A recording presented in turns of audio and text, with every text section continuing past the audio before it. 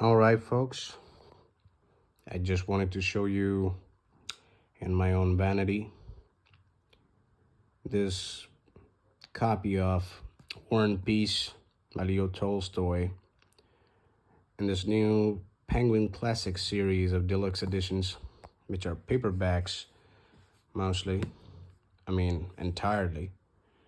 But they are quite interesting.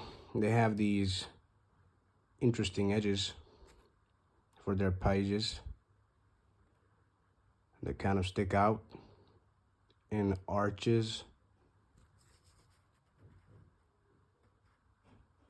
if you can see them. And the inside flap of the paperback is much like a dust cover. On this you have some information on the front and the back, similarly.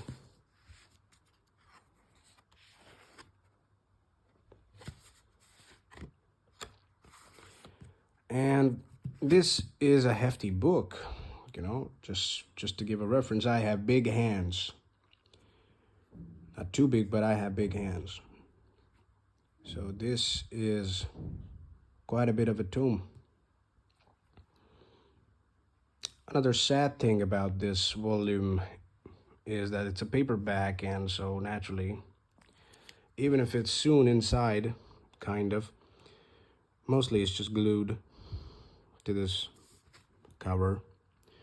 And since it's so fat, eventually what will happen is, as I start reading it, and by the time I'm done, it'll split open through the middle, as what happens with most of these books, as what happened with this landmark edition of Campaigns of Alexander. You can see that crease right in the middle. Yeah, well, it kind of split from the inside right around here, just like that. So that's what's about to happen to this copy of War and Peace. Yeah, well, books are meant to be read. Most of them anyway.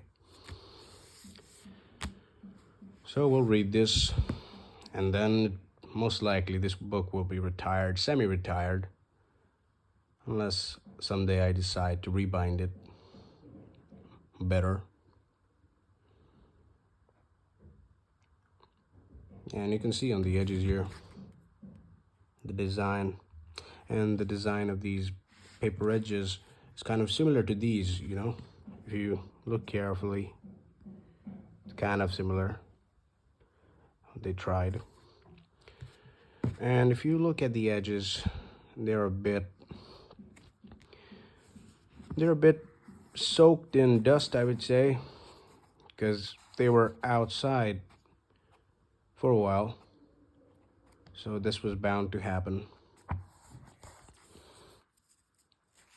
The pages are quite nice. It's very rare for Penguin books to have pages like these. Usually I go for Everyman's Library, but since they released these, they are quite nice, I would say. So you have introduction by Orlando Figes, or Figes, however that sounds. And then you have the main chunk of this book, which is War and Peace. And then you have appendix, which are not useless because they are summary by chapter. And then you have the 3 battles, and you have notes, characters, maps, and something of an essay on War and Peace, which is quite nice. In most of the books, appendix are useless. I mean, to the general reader anyway, bibliography, references, index, kind of useless to an average reader.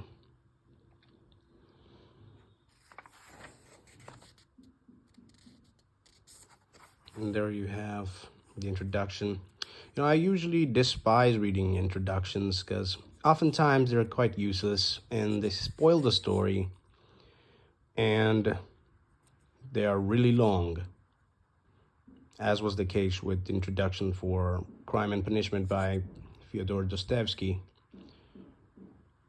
and the cloth-bound edition of Penguin. But this time around, I believe the introduction is quite small, which is good. And I believe for the most part it's kind of nice, but I still would not read it until I'm done reading the book because I don't want any spoilers. I mean, I still have major spoilers for this book. It's, it's some prince, some princess, and Napoleon, and it's war, naturally. These are the only spoilers I do have. Apart from that, I don't know anything. I mean, the title is War and Peace, obviously, so related to something like that. And yeah, this is a fat book. Like, it's really long. Like, it is super long. It's divided in volumes, volume 1, 2, 3, and yada yada. And each volume has parts, and each part has chapters. So you can only think how big of a read this is going to be. If you are planning to finish this in a single sitting, in a single day, well, you can forget about it because that's not going to happen. It's going to take a while. If you're really serious about finishing it, well, you'll just have to drop everything else and just have to read this throughout the week. Otherwise, it'll take you a month. With steady reading, it'll take you a month or maybe more. Depends on your schedule. I'll probably finish it in a week because I'm not a busybody like most people. So here we are, part 1, volume 1, chapter 1. And yep, it's ridiculously long. But that's nice, sometimes some books end quite prematurely. You're left wanting more, as was the case with when I read Waiting for Godot. Now, that was a very nice read, I would say, and it was very short. It was only less than 200 pages, and I was done within 2 hours. And I really enjoyed that, but as I mentioned, it was quite short. But this is filled with action, and it's super long, so you're gonna have company for a while. It's not gonna run out anytime soon. Matter of fact, you're gonna wish that it does run out soon, but it's not gonna. 25, 15, 18. Yeah, it's quite out there yet. This is the epilogue, yeah. There is an epilogue. Epilogue. Still the epilogue. My God, the epilogue is big. I guess these are the summaries. Yes, summary by chapters. So this is how they did those. Part 4.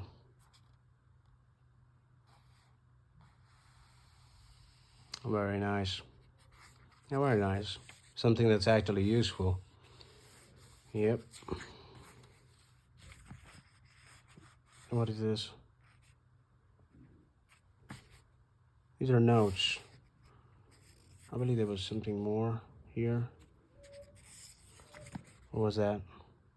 Oh yeah, the 3 battles. This is the second appendix. Shongrabun or Skongrabun, Austerlitz, Borodino. Those are the 3 battles. And I don't know what they're talking about, for good measure. And these are notes. Very nice. Very, very nice. Very useful for deeper understanding. Because you're not going to get everything in the beginning on the first read. So thank God there are notes and summary. Characters. Yep. This is very nice.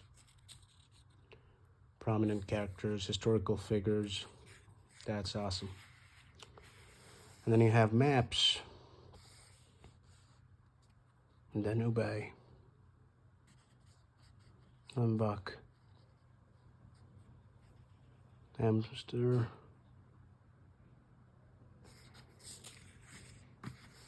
Yeah, well, not just one map. 3 maps, 4 maps, 4 maps. Very nice, very detailed. Borodino, there it is. Zakharino, Gorky, Russians, the Russians. Malloy, Novoy. Position of the French. Oh, very nice. And then we have this on War and Peace. Yeah, well, this is quite something. I'm translating War and Peace. Oh, a cool bit of neat bits. Very nice.